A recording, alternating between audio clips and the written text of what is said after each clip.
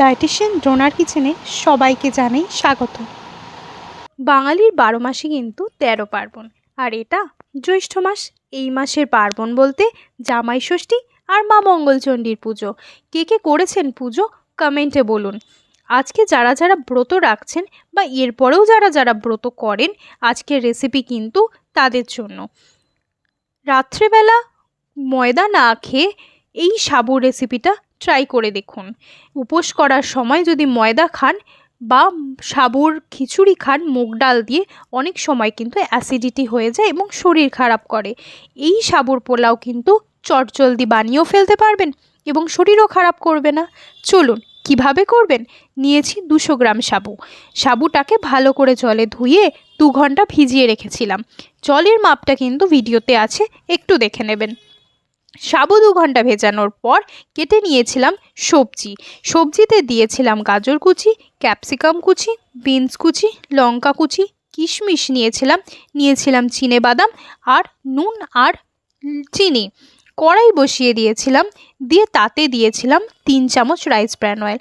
আপনারা কিন্তু rice bran অয়েলই use করবেন, তার কারণ রাইস ব্র্যান কিন্তু অরাইজেনল সমৃদ্ধ এবং ওমেগা 3 ও ওমেগা 6 ফ্যাটি অ্যাসিডস রয়েছে রাইস ব্র্যান অয়েলে। এবার সেই তেলের মধ্যে কেটে রাখা সমস্ত সবজিগুলো দিয়ে দিয়েছিলাম। আরেকটা জিনিস, আপনারা যদি চান আরও সবজি কিন্তু এতে আপনারা অ্যাড করতে পারেন। আমি আমার পছন্দ মতো দিয়েছি, আপনারাও আপনাদের পছন্দ মতো সবজি এতে অ্যাড করে দেবেন। সবজিগুলো ভাজা হওয়ার সময় একটু নুন দিয়ে দেবেন। অনেকেই জানেন, আর যারা জানেন না তাদের জন্য বলি, নুন দিলে কিন্তু সবজি চট করে ভাজাও হয়ে যায় এবং সেদ্ধও হয়ে যায়। তাই অল্প করে নুন দিয়ে সবজিটা ভাজা হতে দেবেন। যারা যারা কাজু বাদাম ইউজ করবেন ভাবছেন, এই সময়েই কিন্তু কাজু বাদামগুলো দিয়ে দেবেন। সবজি ভাজার সাথে কিন্তু কাজু বাদামটাও একটু ফ্রাই হয়ে যাবে। চীনা বাদামটা আমি ড্রাই রোস্ট করেছি, তাই এখন আমি দিচ্ছি না। সবজিগুলো যদি আপনারা চান আরও কম তেলে করবেন, তাহলে একটা ছোট্ট টিপস বলি, প্রত্যেকটা ভেজিটেবলসগুলোকে অল্প গরম জলে কিন্তু ফুটিয়ে মাত্র 1 চামচ তেলেই আপনারা এই রান্নাটা করে ফেলতে পারবেন। আমি এক্ষেত্রে সবজিগুলোকে সেদ্ধ করিনি। এবার দিয়ে দিয়েছি কিশমিশটা একটু নাড়াচাড়া করে ভাজা হতে দেব, খুব বেশি ভাজবো না। এই কিশমিশটা ভাজা হওয়ার পরেই যে সাবুটা ধুয়ে রেখেছিলাম, সেই সাবুটা কিন্তু এতে অ্যাড করে দেবো। আগেই বলি, সাবু কিন্তু বেশি জলে ভেজাবেন না, তাহলে কিন্তু সাবু এতটা ঝরঝরে থাকবে না এবং রান্না করার সময় পুরো গায়ে গায়ে লেগে গিয়ে ঝরঝরে পোলাওটা আর হবে না। সাবুর যে জলের মাপ দেখিয়েছি, সেই জলের মাপেই সাবু কিন্তু ভেজাবেন। দেখুন কি সুন্দর ঝরঝরে সাবুটা আছে। সাবুটা দিয়ে দিয়েছি কড়াইতে। এবার ভালো করে সবজির সাথে মিশিয়ে নিতে হবে সাবুটাকে। আচ্ছা, আপনারা কি আগে কোনো দিন সাবুর পোলাও করে দেখেছেন? যদি করে থাকেন সেটাও কমেন্ট করবেন, না করলে প্লিজ একবার ট্রাই করবেন। আর যদি চ্যানেলের রান্নাটা ভালো লাগে, চ্যানেলটা প্লিজ সাবস্ক্রাইব করে দেবেন। এবার ভালো করে এটাকে নাড়তে হবে। সাবুটা কতক্ষণ নাড়বেন বলুন তো? ঠিক ততক্ষণ যতক্ষণ না সাবুটা ট্রান্সপারেন্ট না হচ্ছে। সাবুটা দেখবেন একদম ট্রান্সপারেন্ট হয়ে যাচ্ছে, অথচ গায়েও লাগছে না। এরকম অবস্থায় কিন্তু সাবুটাকে নামিয়ে ফেলতে হবে। সাবু ভালো করে নাড়াচাড়া করার পর এতে কিন্তু আমি অল্প এবার নুন দেব।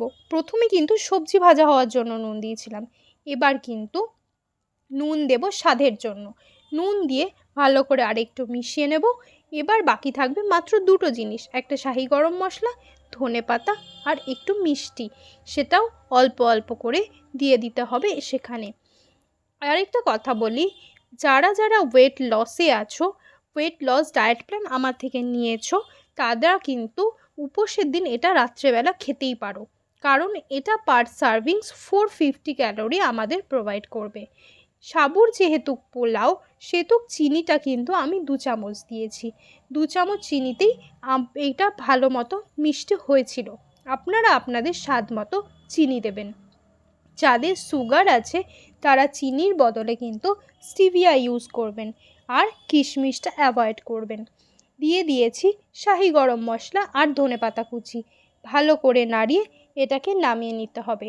যারা ওয়েট গেনে আছো তাদের জন্য এই রেসিপিটা কিন্তু দিয়ে দিলাম। এটা কিন্তু তোমরা ব্রেকফাস্টে খেতেই পারো।